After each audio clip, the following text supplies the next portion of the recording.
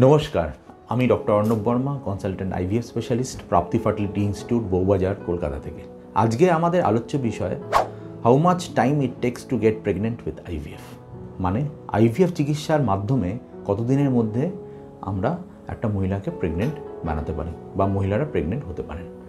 প্রথমত যেটা বলে রাখি, এর উপর ডিপেন্ড করছে যদি আমরা সেই মহিলার নিজস্ব এগ নিয়ে এগোই এবং হাজব্যান্ডের স্পার্ম নিয়ে যদি আমরা এগোই, তাহলে মোটামুটি 2 থেকে 3 মাস সময় লাগে। প্রত্যেকটা জিনিস মনে রাখবেন যে এই ক্ষেত্রে কিন্তু ক্যালেন্ডার মান্থ না, মহিলাদের মাসিক চক্রের উপর নির্ভর করে। মাসিকের 2 থেকে 3 নম্বর দিন থেকে আমরা স্টিমুলেশন ইঞ্জেকশনগুলো স্টার্ট করি। মোটামুটি ফলিকলগুলো বড় হয়ে গেলে ওটির একটা ডেট দিই, আন্ডারঅ্যানেস্থেসিয়া এগুলোকে বার করে হাজব্যান্ডের স্পার্ম নিয়ে দুটোকে ল্যাবরেটরির মধ্যে ফার্টিলাইজ করে এমব্রায়ো তৈরি।